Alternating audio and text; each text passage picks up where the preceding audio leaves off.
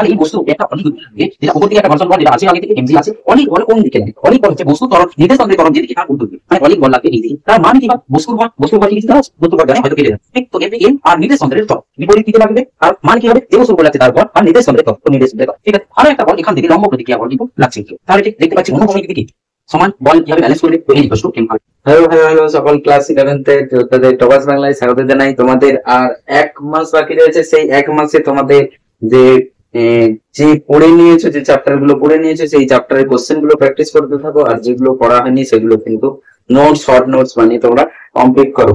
আজকে যে চ্যাপ্টার আমি কোশ্চেন করবো সেটা হচ্ছে ঘর্ষণ এমসিকিউ। তো ঘর্ষণের থিওরি পড়া হয়ে গেলে তবেই তুমি এই কোশ্চেন গুলো মানে এই ভিডিওটি দেখো, তাহলে কি হবে, তোমার রিভিশনের মতো হয়ে যাবে। কারণ কোশ্চেনের সাথে সাথে যে থিওরি গুলো দরকার পড়বে বা সেই কোশ্চেনের অনুরূপ কোশ্চেন কি হতে পারে সেগুলো ডিসকাস করা হবে। প্রথম কোশ্চেন যেটা হচ্ছে, একটি ব্লককে একটি দেয়ালের সঙ্গে আটকে রেখে 10 নিউটন অনুভূমিক বলের প্রয়োজন হয়। কি বলছে, একটি বস্তুকে, ছবিতে তুমি দেখতে পাচ্ছ যে একটা বস্তু রাখা রয়েছে, সেই বস্তুকে ধরে রাখার জন্য, সেই বস্তুকে এইভাবে দেয়ালে ধরে রাখার জন্য যে বল প্রয়োগ হয়, বলছে সেই বলের মান হচ্ছে 10 নিউটন। 10 নিউটনই বলেছে, ঠিক? 10 নিউটন অনুভূমিক বলের প্রয়োজন। ব্লক ও দেয়ালের মধ্যে ঘর্ষণ গুণাঙ্ক 0.2 হলে ব্লকটির ওজন কত হবে? ব্লকটির ওজন কত হবে? 0.2 হচ্ছে এর ঘর্ষণ গুণাঙ্ক। এবার বলছে এর ওজন কত হবে, মানে ডব্লিউ কত হবে জিজ্ঞেস করেছে। এই ডব্লিউ কত হবে, ঠিক আছে? তো তোমাকে ভাবতে হবে যে এই বল, এই যে ডব্লিউ আছে, এই কি করছে, বস্তুকে নিচে টানার চেষ্টা করছে। তাহলে একে থামাতে পারে কি? একে থামাবে কি করে? সমস্ত কিছুই কিন্তু এফ ইকুয়ালস টু এম এর উপরেই হচ্ছে। এফ ইকুয়ালস টু এম এর নিউটনের দ্বিতীয় গতিসূত্রের উপরেই হচ্ছে। যদি ত্বরণ না থাকে তাহলে নেট প্রযুক্ত বল শূন্য হবে। তো এখানে থেমে যাচ্ছে, তার মানে নেট প্রযুক্ত বল শূন্য। তো তোমাকে ভাবতে হবে যে নিচের দিকে যদি ওয়েট লাগে, ওজন লাগে, তাহলে উপরের দিকে নিশ্চয়ই কোনো বল প্রযুক্ত হচ্ছে। তো উপরের দিকে কোন বল প্রযুক্ত হতে পারে? আমি যদি একে ছেড়ে দিই তাহলে কি হবে, পড়ে যাবে। তার মানে একে ঠেলছি, ঠেলার জন্য কি হচ্ছে, এখানে কন্টাক্ট তৈরি হচ্ছে, এখানে এখানে স্পর্শ, এখানে একটা লম্ব প্রতিক্রিয়া বল লাগছে, যার জন্য একটা ঘর্ষণ বল লাগছে। তো ঘর্ষণ বল চেনার উপায়, ঘর্ষণ বল কোন দিকে লাগবে, ঘর্ষণ বল দেখার জন্য আমাকে দেখতে হবে যে ঘর্ষণ যদি না থাকতো কি হতো। ঘর্ষণ যদি না থাকতো নিচের দিকে পড়ে যেত, তার মানে এখন পড়ছে না, ঘর্ষণ ওপর দিকে লাগবে, ওপর ঘর্ষণই ওকে পাঠাচ্ছে, ঠিক আছে? এবার বলছি 10 নিউটন বল লাগালে তবেই আমি ওজনকে, এই বস্তুকে ধরে রাখতে পারছি। তার মানে ধরে রাখতে পারছি মানে আমি যত এন প্রয়োগ করছি ঘর্ষণ বলের মান তত কিন্তু বাড়ছে। তো ঘর্ষণ বলের সর্বোচ্চ মান যেটা হবে সেটা হবে মিউ এন, সর্বোচ্চ মান যেটা সেটা মিউ। তো এই মিউ এন লিমিটিং ফ্রিকশন, তো মিউ কত দেওয়া আছে 0.2, আর সাথে এন কত হবে, এন হচ্ছে এই স্পর্শতল থেকে লম্ব বল যেটা, সেটাই হচ্ছে এন। স্পর্শতল থেকে লম্ব বল এন। তাহলে আমি দেখতে পাচ্ছি এফ যদি 10 হয়, এনও কিন্তু 10 হতে হবে, কারণ ওই দিকে চলে যাচ্ছে, বস্তুর ত্বরণ নেই। তার মানে এই বল আর এই বল সমান হতে হবে অনুভূমিক দিকে। তো এন ইকুয়ালস টু হয়ে যাবে 10 নিউটন। এন যদি 10 নিউটন হয়, মিউ এন বসিয়ে দিই 10, তাহলে আমার হচ্ছে এফ লিমিটিং 2 নিউটন লাগছে। এফ লিমিটিং 2 নিউটন আছে। তাহলে ঘর্ষণ সর্বোচ্চ তার ভ্যালু দিতে পারে 2 নিউটন, মানে ঘর্ষণ বল 0 থেকে 2 এর মধ্যে যে কোনো ভ্যালু দিতে পারে। তাহলে সর্বোচ্চ আমি কত ওজনের বস্তুকে রাখতে পারবো? ঘর্ষণ যতটা আটকাতে পারবে। তো ঘর্ষণ 2 নিউটন বল পর্যন্ত দিতে পারে, তার মানে ওজন যেটা সেটা 2 নিউটন পর্যন্ত যেন হয়। তার মানে কি হচ্ছে, এটাই আমাদের ওজন হয়ে যাবে 2 নিউটন, ঠিক? তো 2 নিউটন আমাদের অ্যান্সার হয়ে যাবে। তো ওজন জিজ্ঞেস করেছে, তো অপশন আমাদের এ হয়ে যাবে, অপশন এ হয়ে যাবে, ঠিক? চল তারপরে বসে, এবার সর্বাধিক যে মানের জন্য বস্তুটি গতিশীল হবে না তা হলো একটি ছবি দেওয়া রয়েছে, আচ্ছা এফ এর কত সর্বোচ্চ মান দিলে বস্তু চলবে না?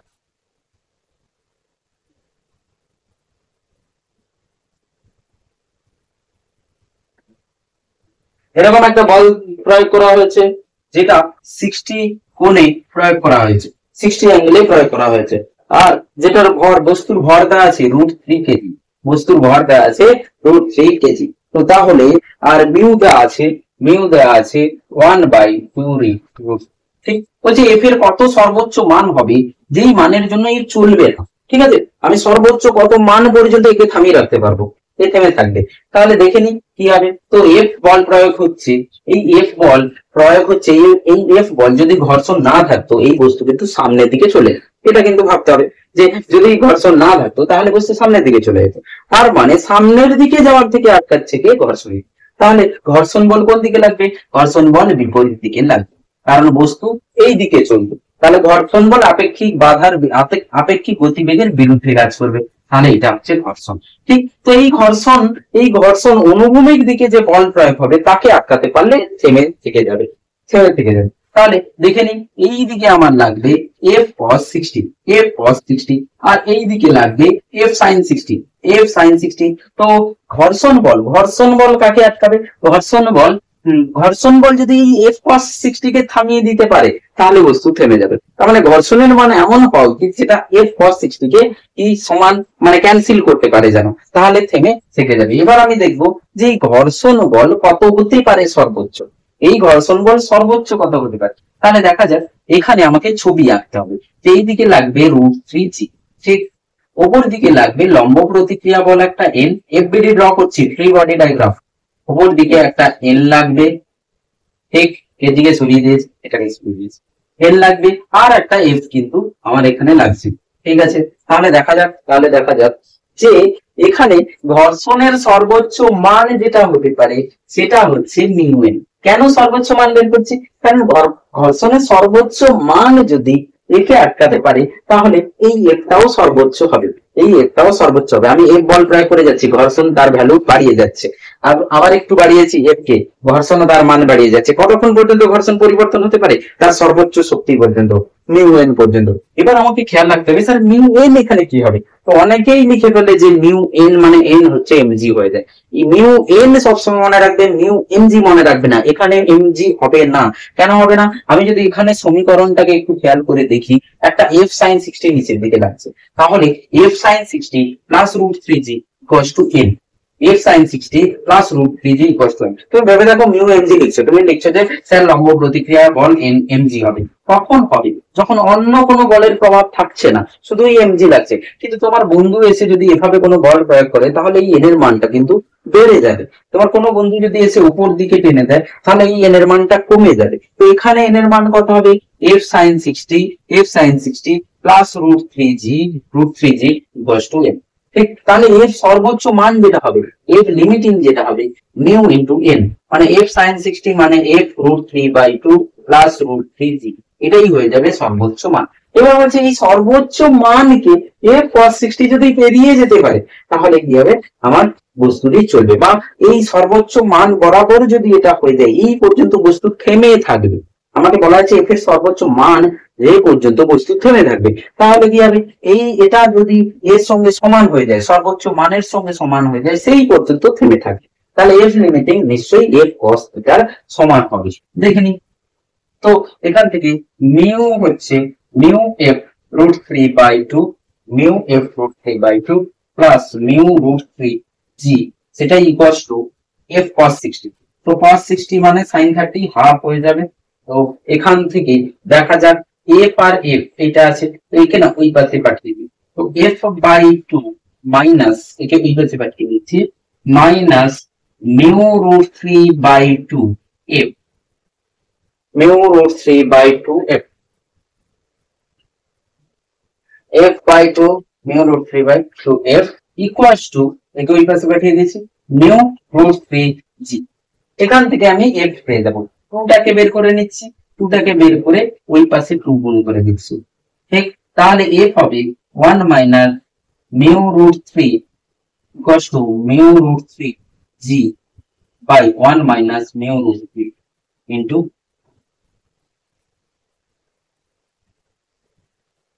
ঠিক আছে, সরি নিচে √3 পাঠিয়ে দিয়েছি, কমন বের করে পাঠিয়ে দিয়েছি।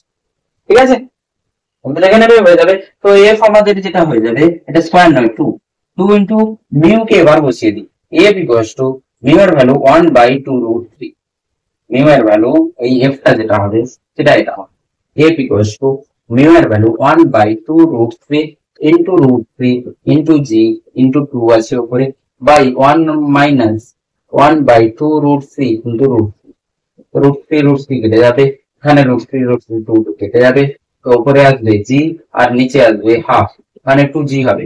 2g হবে, জি কে দেওয়া চললে 20 হয়ে যাবে, জি কে দেওয়া চললে 20।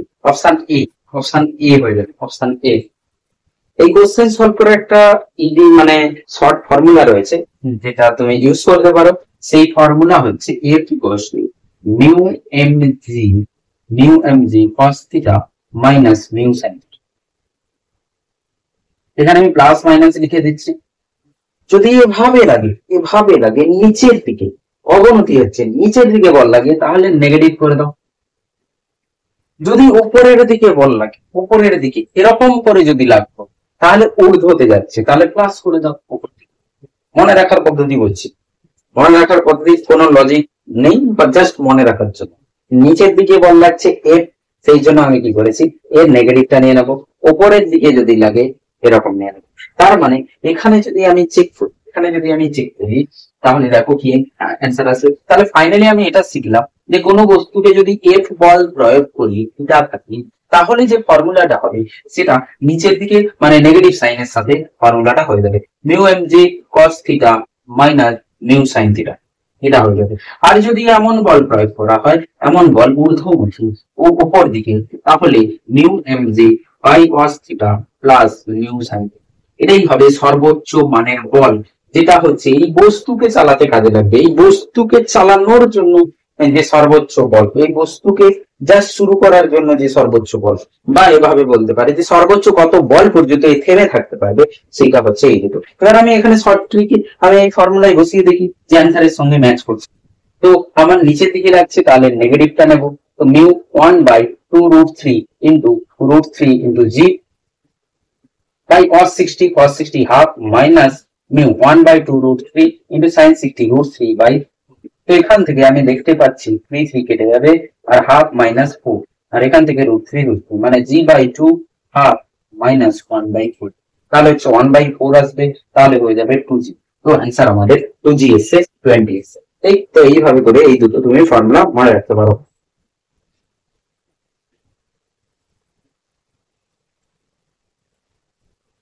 নেক্সট কোশ্চেন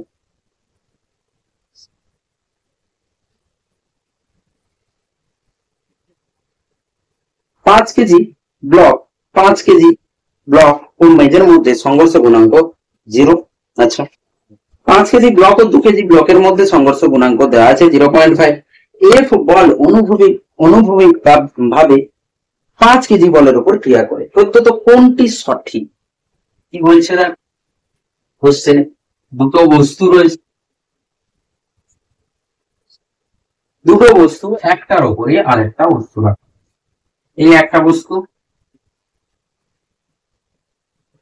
তার উপরে আরেকটি বস্তুকে রাখা হয়েছে, তার উপরে আরেকটি বস্তুকে রাখা হয়েছে। তো কত কত কেজি আছে?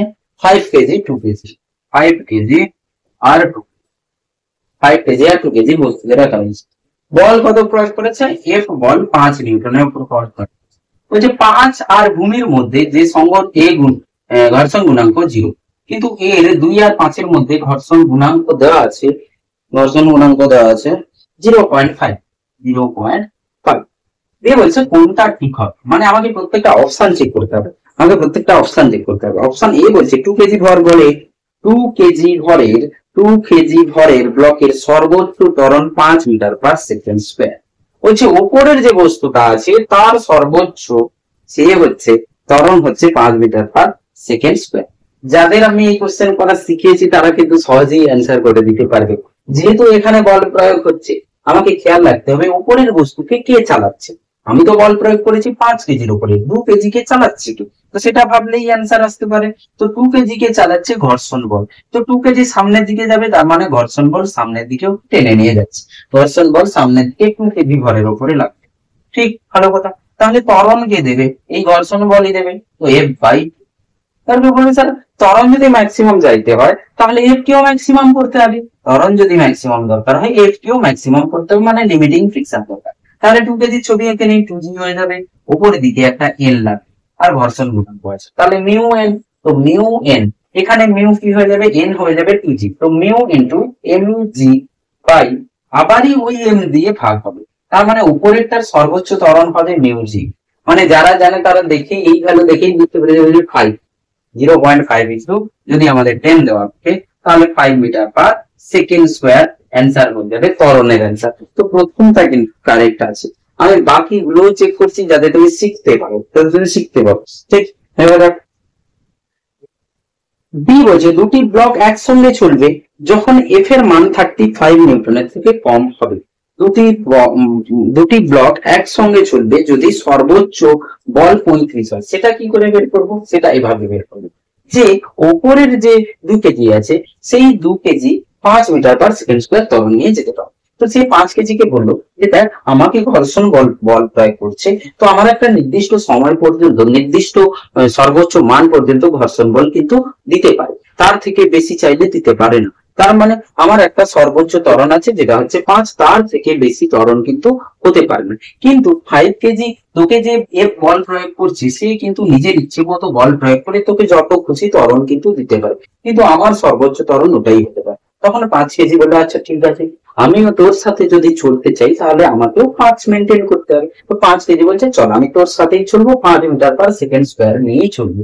তাহলে 2 আর 5 কি করলো, দুজনে বন্ধুত্ব করে একসাথে কিন্তু 5 মিটার পার সেকেন্ড স্কোয়ার ত্বরণ নিয়ে চলবে।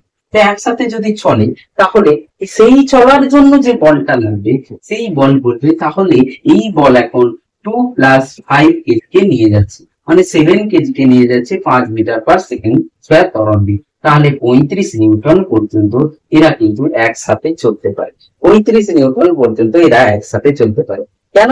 এর পরে যদি বেশি বল লাগিয়ে দেওয়া হয় তাহলে উপরটা 35 5 মিটার পার সেকেন্ড স্কোয়ার ত্বরণ হয়ে যাবে, কিন্তু নিচে যে 5 কেজি আছে তার ত্বরণ কিন্তু বেশি হয়ে যাবে। তাহলে 35 সর্বোচ্চ মান পর্যন্ত দুজনে একসাথে চলবে। তার মানে অপশনে বি ও কারেক্ট হচ্ছে, অপশন বি ও কারেক্ট হচ্ছে। তো দুটি ব্লক একসঙ্গে চলবে যখন এফ 35, মানে 35 পর্যন্ত সর্বোচ্চ 35 মান পর্যন্ত একসাথে চলতেই পারে, মানে 5 মিটার পার সেকেন্ড স্কোয়ার হচ্ছে সর্বোচ্চ ত্বরণ। কিন্তু উপরেরটা যদি 2 এ চলে, নিচেরটা মানে নিচেরটার উপরে উপরটা নির্ভর করছে, তো নিচেরটা যদি 2 এ চলে উপর বলে ঠিক আছে আমি তো সর্বোচ্চ 5 এ চলতে পারি, তো 2 ত্বরণ নিয়েও আমি চলতে পারবো। তার মানে 35 এর থেকে কম বল যদি লাগে তাহলে দুটো একসাথে চলতে পারবে। 35 পর্যন্ত একসাথে চলবে, 35 এর বেশি হলে কিন্তু হবে না। এবার বলছে যে 5 কেজি ব্লকের 5 কেজি ভরের ব্লকের ত্বরণ 6 মিটার পার সেকেন্ড যদি 40 নিউটন বল প্রয়োগ করা হয়। ঠিক আছে, এবার কি বলেছে যে 5 কেজি, এবার বলছে দেখ আমি একটু চেষ্টা করি 35 এর উপরে বেশি বল যদি আমার উপর লাগানো হয় তাহলে কি হয় দেখো। তো এইখানে 40 নিউটন কিন্তু লেগে গেছে, কিন্তু তখন 2 কেজি বলছে ঠিক আছে আর তো তোমার সাথে যেতে পারবো না আমি, কারণ 35 কেজি পর্যন্ত 35 নিউটন পর্যন্ত একসাথে আমার যাওয়ার ক্ষমতা ছিল। 40 হলে কিন্তু তোমাকে এগিয়ে যেতে হবে, আমি পিছিয়ে পড়বো, কিন্তু আমার ত্বরণ কিন্তু আমি সর্বোচ্চ যেটা হয় সেটা আমি লাগাবো। তো উপরেরটা ত্বরণ হয়ে যাবে 5 মিটার পার সেকেন্ড স্কোয়ার, কিন্তু নিচের 5 কেজির 5 মিটার পার সেকেন্ড স্কোয়ার ত্বরণ হবে না, ও ওর নিচে কি হবে নিচ দিয়ে চলে যেতে শুরু করবে। ঠিক আছে, এবার 40 নিউটন বল প্রয়োগ করা হচ্ছে, তাহলে দেখা যাক। তো উপরেরটা 5 যাবে, উপরেরটা 5 যাবে, উপরেরটার 5 যদি যায় সেটা ঘর্ষণ বলই ওকে নিয়ে যাচ্ছে।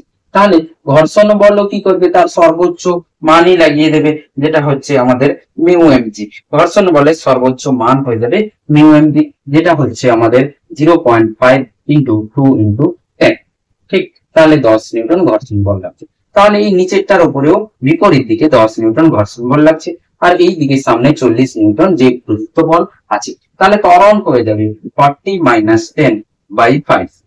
ঠিক, তাহলে হয়ে যাবে 6 মিটার পার সেকেন্ড, মানে সমস্ত গুলোই কারেক্ট হবে, সমস্ত সব কটি correct. Option D, option D হচ্ছে কারেক্ট। ঠিক, কিন্তু তুমি এক্সামে এরকম করবে না যে কোনো দুটো কারেক্ট হয়ে গেছে তাহলে তৃতীয় মানে নিচেরটাই কারেক্ট হবে। এখানে অপশনে দেওয়া আছে সবকটাই কারেক্ট, তো যে কোনো দুটো চেক করে নিলেই হয়ে যাবে, অপরটা কারেক্ট হতেই হবে। ঠিক আছে, চল।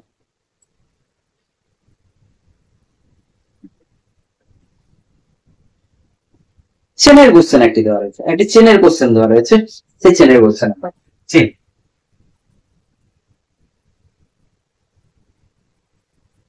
চেনের কোশ্চেন কি বলছে, বলছে একটি 2 মিটার লম্বা সুষম চেনের 50 সেমি একটি টেবিলের কিনারা থেকে ঝুলছে। একটি সুষম 2 মিটার লম্বা একটি চেন ঝুলছে একটা টেবিল থেকে, আর একটা টেবিল থেকে একটা চেন কিন্তু ঝুলছে।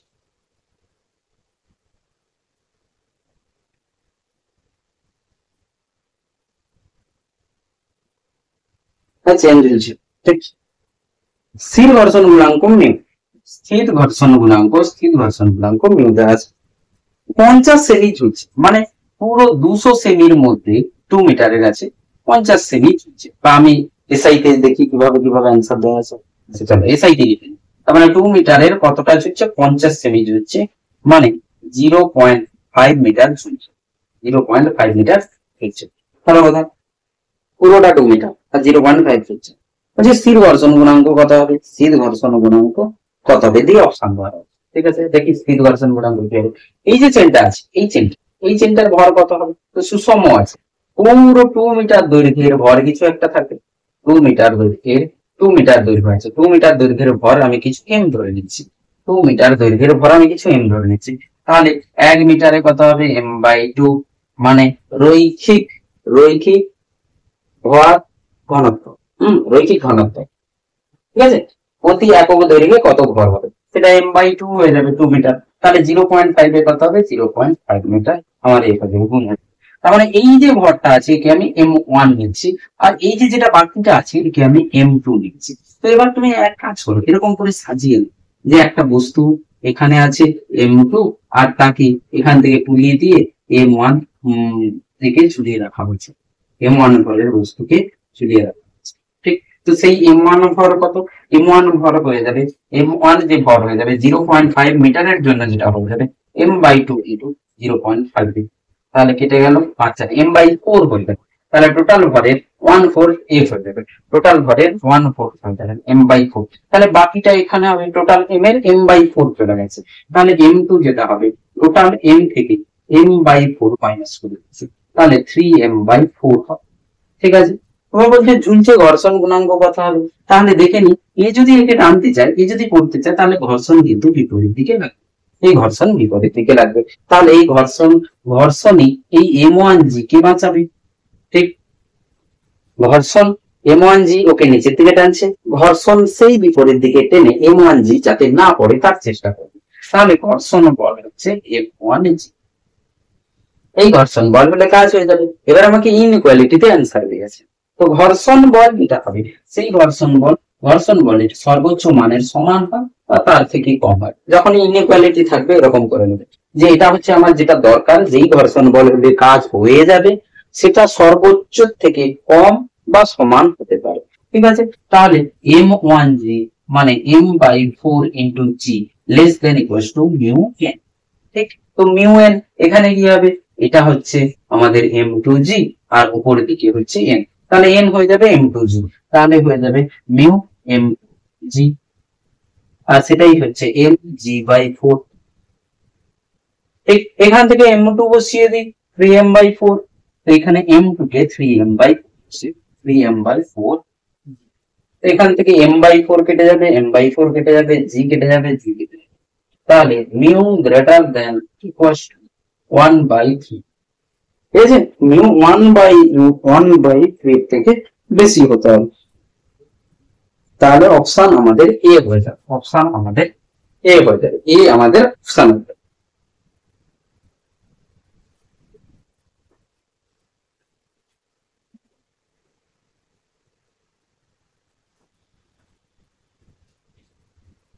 তারপরে কোশ্চেন, একটি গাড়ি আলফা ত্বরণে চলমান।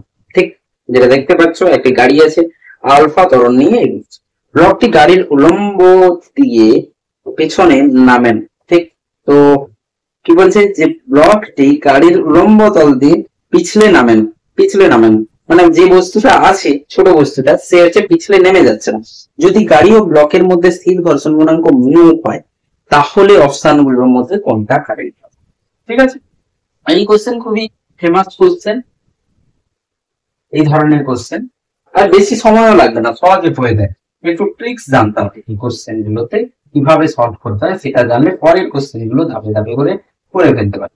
এই ধরনের এই টাইপের কোশ্চেন গুলো বলছে এই যে গাড়িটা যাচ্ছে সে আলফাতে যাচ্ছে, এই গাড়িটা আলফা ধরন নিয়ে যাচ্ছে। ঠিক আছে, এবার হচ্ছে এখানে যে ব্লক আছে সেই ব্লক এইভাবে থেকে, এবার কেউ বলে স্যার এইভাবে কি করে থাকতে পারে, এই অবশ্যই চলছে, এই চলছে। তুমি ভেবে দেখো একটা বাস চলছে, সেই বাসের সামনে একটা খবরের কাগজ বা একটা চলতে চলতে দেখবে হয়তো একটা প্রজাপতি এসে কি হয়ে গেছে, ওই পাশের কাছে চিপকে থেকে গেছে।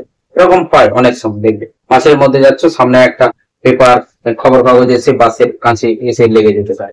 কেন লেগে যাচ্ছে? কারণ আমি যে এই এগিয়ে যাচ্ছি, সেই এগিয়ে যাওয়ার জন্য একটা ঘর্ষণ কিন্তু কাজ করছে। বা আমি এই পেনকে যদি এইভাবে হাতে নিয়ে এরকম করে একটু এগিয়ে নিয়ে যাই, এরকম করে নিয়ে যাই, দেখবে পেনটা কিছু সময়ের জন্য হলেও থেকে যাবে। কিন্তু আমি যদি হাতকে স্থির রাখতাম, সঙ্গে সঙ্গে পড়ে যাবে। হাতকে স্থির রাখলে সঙ্গে সঙ্গে পড়ে যাবে।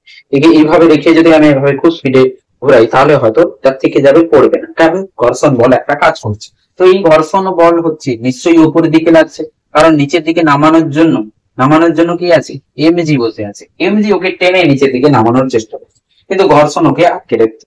এবার কথা হচ্ছে যে কতটা ঘর্ষণ হলে ওই এমজি কে বাঁচাতে পারে, মানে এমজি কে ও করতে পারে, সমানে আসতে পারবে, বা এমজি কে থামাতে পারবে। তাহলে সেইটার খোঁজ করতে হবে আমাকে। তো তাহলে দেখা যাক আমি কি করবো। এখানে এর সাপেক্ষে এই বস্তুটা স্থির আছে, তাহলে আমি কি করব, এই বস্তুর উপরে, এই গাড়িটার উপরে উঠেছে। যখনই আমি এই গাড়িটার উপরে উঠেছি, বলেছে এর সাপেক্ষে, এই গাড়ির সাপেক্ষে বস্তু স্থির আছে। গাড়ির সাপেক্ষে যদি বস্তু স্থির থাকে, তাহলে আমি গাড়িতে বসে উঠে দেখছি, আমি যখনই গাড়িতে বসেছি আমি অজড়তীয় নির্দেশ তন্ত্রতে বসে গেছি। অজড়তীয় নির্দেশ তন্ত্রে কি হয়? অজড়তীয় নির্দেশ তন্ত্রে এই গাড়ির পুরো নির্দেশ তন্ত্রে যা ত্বরণ হয়, তার উল্টো দিকে আমি একটা সুডোকোষ বা আমি একটা অলিক বল লাগাবো। তাহলে এই বস্তুর উপরে একটা অলিক বল লাগবে, যেটা উপর দিকে একটা ঘর্ষণ বল যেটা আছে আগে থেকে, এমজি আছে। অলিক বল কোন দিকে লাগে? অলিক বল হচ্ছে বস্তুর ত্বরণ, নির্দেশ তন্ত্রের ত্বরণ যেদিকে, তার উল্টো দিকে, মানে অলিক বল লাগবে এই দিকে। তার মানে কি হয়? বস্তুর ভর কি কিছু দেওয়া আছে? বস্তুর ভর দেওয়া নেই, হয়তো কেটে যাবে। ঠিক তো, এম আর নির্দেশ তন্ত্রের ত্বরণ বিপরীত দিকে লাগবে। আর মান কি হবে? যে বস্তুর উপর লাগছে তার বল, আর নির্দেশ তন্ত্রের ত্বরণ, তো নির্দেশ তন্ত্রের ত্বরণ। ঠিক আছে, আরো একটা বল এখান থেকে লম্ব প্রতিক্রিয়া বল কিন্তু লাগছে। তাহলে ঠিক দেখতে পাচ্ছি অনুভূমিক দিকে সমান বল কিভাবে ব্যালেন্স করবে, তো N equals to M alpha.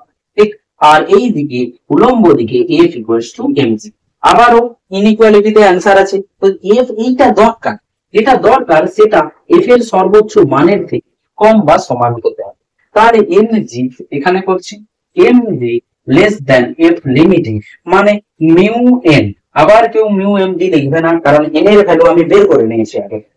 Less than mu M alpha আর এম জি। তো এম এম কেটে যাবে, এখান থেকে আমি আলফা পাবো, alpha greater than equal to G by মে। এর থেকে বেশি হলে তাহলে আমার কি হবে? চলতে থাকবে, মানে এ স্থির থেকে যাবে। তো অপশন একবার চেক করে নিন কি আছে। অপশন হচ্ছে mu alpha greater than G, mu alpha greater than equal to G, mu alpha. Option A B, option B মানে mu alpha greater than equal to G যেটা আছে। অপশন বি হয়ে যাবে, বি ফর মন, option D. ঠিক আছে, নততলে। তো বলছে 30 নতিকোণ বিশিষ্ট একটি নততল বরাবর একটি ব্লক G/4 ত্বরণে নেমে আসছে, গতি ও ঘর্ষণ গুণাঙ্কের মান কত হবে? বলছে একটি নততল আছে, সেই নততল বরাবর একটি নততল রয়েছে, সেই নততল বরাবর একটি বস্তু নেমে আসছে যার ত্বরণ G/4 হচ্ছে, যার ত্বরণ G/4 হচ্ছে।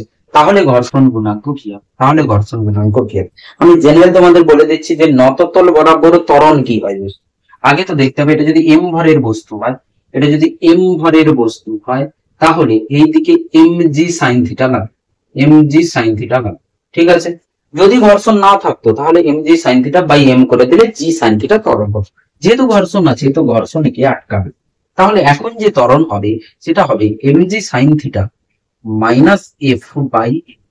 এবার কথা হচ্ছে স্যার ঘর্ষণ বলটা কি হবে? ঘর্ষণ বল তার সর্বোচ্চ মান লাগিয়েও একে থামাতে পারেন, তার মানে এ বেশি হয়ে গেছে, তাহলে ঘর্ষণও সর্বোচ্চ মান লাগাচ্ছে। তো ঘর্ষণ তার সর্বোচ্চ মান লাগাচ্ছে, তাহলে সর্বোচ্চ মান ঘর্ষণের কি হয়? ঘর্ষণের সর্বোচ্চ মান মানে আমি লিমিটিং লিখে ফেলবো। যদি চল ঘর্ষণ থাকে তাহলে আমি এফ কে লিখে ফেলবো, যদি চল ঘর্ষণ থাকে এফ কে লিখবো। যদি স্থির ঘর্ষণের মান দেওয়া থাকে, স্থির ঘর্ষণ গুণাঙ্ক দেওয়া থাকে শুধু, তাহলে আমি এখানে স্থির ঘর্ষণের সর্বোচ্চ মান লিখে ফেলবো। তাহলে দেখা যাক এখানে কিছুই নেই, মানে আমি এখানে এন এঁকে নেব, আর এই দিকে হয়ে যায় এম জি কস থিটা। তাহলে এখানে এফ যেটা, এফ এর সর্বোচ্চ মান যেটা হবে সেটাই আমরা নেব মিউ এন, আর এন হয়ে যাচ্ছে এমজি কস থিটা, তাহলে মিউ এমজি কস থিটা, তাহলে ত্বরণ হয়ে যাচ্ছে MG sine theta minus mu MG cos theta by M, তাহলে হচ্ছে G sine theta minus mu G mu cos theta, এটাই হয়ে যায় ত্বরণ, নততল বরাবর ত্বরণ। মানে আগে জি সাইন থিটা ছিল, এখন mu G cos theta minus হয়ে যাবে। ঠিক আছে, তো তাহলে ভ্যালু বসিয়ে দিই, জি হচ্ছে জি বাই ফোর, ত্বরণ হচ্ছে জি বাই ফোর দিয়ে দিয়েছি, তো জি বাই ফোর, এইখানে G by four, G sine theta 30 বলেছে, তো সাইন 30 মাইনাস মিউ কস 30 মানে √3/2, এটা সলভ করলে আমাদের অ্যান্সার চলে আসবে। তো জি জি কেটে গেল, 1/4 সাইন 30 হচ্ছে হাফ মাইনাস মিউ √3/, তো 2 এখান থেকে নিয়ে 2 কেটে দিলাম, 1/2 equals to 1 minus mu √3।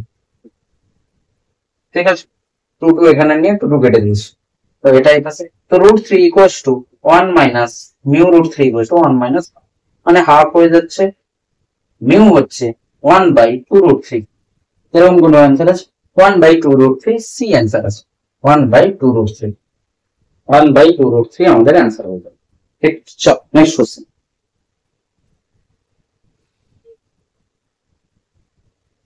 Theta নতি বিশিষ্ট একটি মসৃণ তলের উচ্চতা, একটি মসৃণ নততলের উচ্চতা এইচ, নততলটির শীর্ষ থেকে একটি বস্তুকে নততল বরাবর পড়তে দিলে এটি নততলের পাদদেশে পৌঁছতে কত সময় নেবে?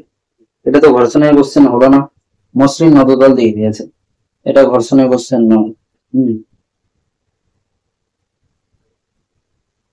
মানে আমি বলছি এই যে কোশ্চেনটা আছে যেটা আমি পড়লাম, সেরকম কোশ্চেন দিতে পারে।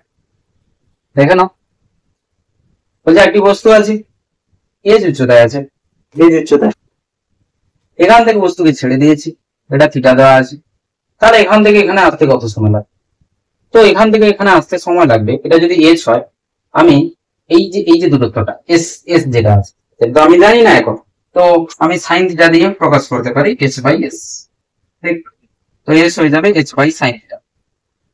ঠিক, এবার আমি কি করবো, এই প্রথমে প্রাথমিক গতিবেগ 0 ছিল, ত্বরণ কি হবে, জি সাইন থিটা হয়ে যাবে, নততল বরাবর জি সাইন থিটা হবে, এখানে এলে একটা গতিবেগ আমরা পাবো, সেই গতিবেগ আমি এখনো জানি না।